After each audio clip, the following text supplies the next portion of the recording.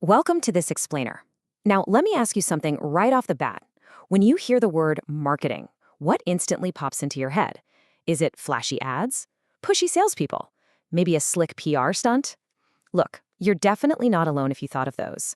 But honestly, those are really just the tip of the iceberg.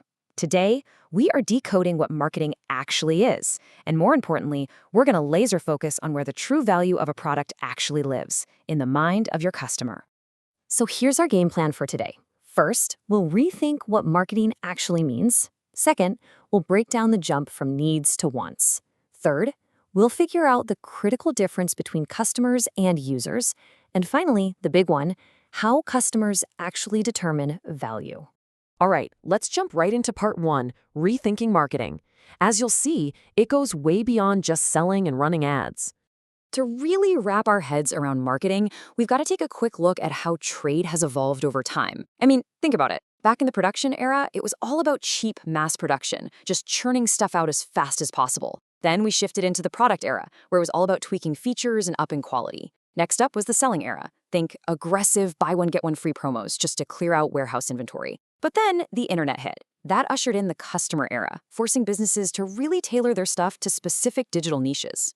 And today, we are right in the middle of the societal era. Consumers absolutely demand environmental and community value. It's been this massive, fascinating evolution from just pumping out cheap goods to fulfilling deeply complex human values. And, this whole evolution leads us perfectly to a guy named Philip Kotler. He's often called the father of modern marketing.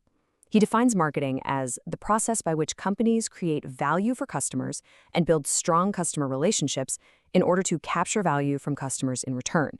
The absolute key word here? Process. It's an ongoing win-win exchange of value. It is not just some quick trick to grab cash out of someone's wallet. Moving on to part two, needs to wants. This is really the bedrock, the true foundation of market demand. So look, every single one of us experiences basic human needs, right? Like hunger. That is a natural biological state of deprivation. Marketing certainly doesn't invent hunger. But wants? Well, wants are a totally different ballgame. Picture this. When hungry, a mom might want a traditional home-cooked rice meal, while her kid is practically begging for fast food. Why? Because culture and personality completely shape that want. And finally, when that specific want is backed by actual purchasing power, cold hard cash in your wallet, that is when it transforms into a demand. Smart businesses don't just sit around counting who likes a product. They meticulously track who is actually willing and able to pay for it. And here's the thing. While marketers don't invent those basic human needs, they are incredibly, almost magically good at creating entirely new wants. Take Steve Jobs. He famously said that customers don't know what they want until we've shown them. Think about the time before the smartphone or the iPad. We still had basic needs for work and entertainment, sure, but literally nobody was walking around saying, man, I really crave an iPad right now. They couldn't. They didn't know it existed. Truly brilliant marketing awakens desires for things that didn't even have a name yesterday. Okay, part three, customer versus consumer.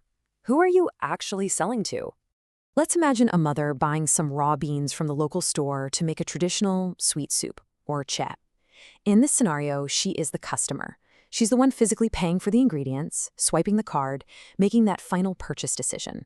But the family and friends who eat that delicious soup later, they are the consumers. And here's the kicker. You have to strategize for both. The store owner might offer a buy two, get one discount to appeal directly to the mother, the customer. Meanwhile, the brand selling those beans might run ads highlighting the health benefits, just to make the family, the consumers, crave that soup, which then prompts the mom to go buy even more. If we apply this to the digital landscape, it becomes crystal clear. Take Facebook, for example. You and I, the people scrolling our feeds every day, we're just users. We get the whole platform for free. The real customers, those are the businesses paying for ads. But Facebook has to do this incredible balancing act. If they don't keep us users happy with fresh, engaging features, the feed goes quiet. And if the feed goes quiet, those paying business customers are going to take their ad money somewhere else in a heartbeat. Which brings us to part four, the real core of today's explainer, how customers determine value. Let's look at the mental scale of perceived value. Now, so many sellers fall into this incredibly dangerous trap. They assume that if they just pack a product with a ton of features, it automatically means they can charge a higher price. Yeah, no. That is completely false. Just because you, the creator, think your product is superior doesn't mean the buyer feels the same way.